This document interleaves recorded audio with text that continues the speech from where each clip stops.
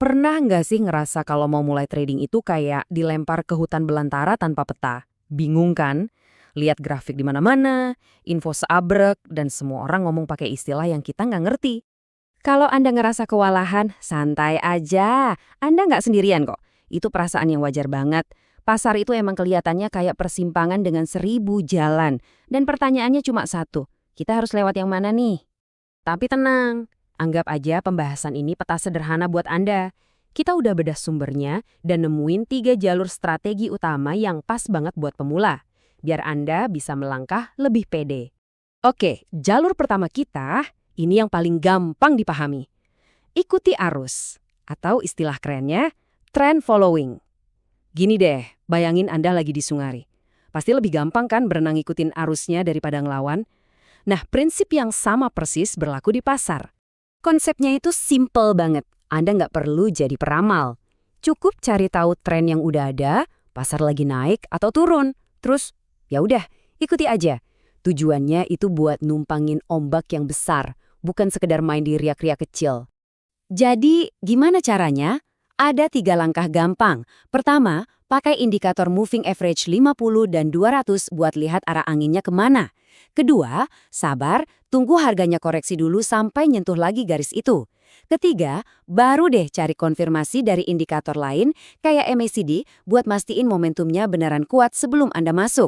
Nah, strategi ini paling enak dipakai di time frame harian. Artinya Anda nggak perlu melototin grafik terus-terusan.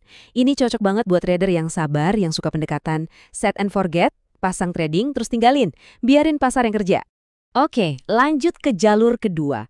Yang ini soal menangkap momen ledakan breakout trading. Kalau strategi pertama tadi kayak ngikutin arus sungai yang tenang, yang ini ibaratnya kita siap-siap naklukin ombak besar yang datang tiba-tiba. Jadi, apa itu breakout? Bayangin aja harga itu kayak bola pingpong yang mantul-mantul di antara lantai sama langit-langit. Nah, lantainya ini kita sebut support, tempat biasanya pembeli masuk. Langit-langitnya itu resistance, di mana penjual ambil alih. Trader breakout itu nungguin momen pas bola itu akhirnya berhasil nembus langit-langit atau jebolin lantai dengan kencang. Prosesnya cukup jelas. Pertama, cari dulu di mana lantai dan langit-langit itu di grafik Anda.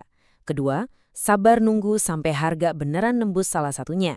Ketiga, cari konfirmasi. Cek volumenya naik drastis nggak?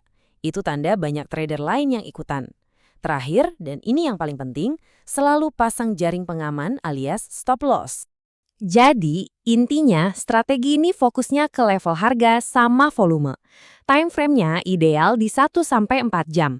Ini pas banget buat tipe trader yang jeli, yang bisa ngelihat level-level kunci dan siap bertindak cepat begitu momennya tiba. Nah, untuk jalur terakhir, siap-siap kita pindah ke gigi paling tinggi. Ini dia, lari cepat atau scalping. Ini strategi yang paling intens dan butuh perhatian penuh dari Anda.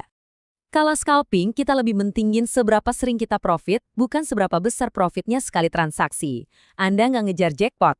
Sebaliknya, Anda bisa masuk keluar pasar puluhan kali sehari cuma buat ngambil untung dari pergerakan harga yang super kecil.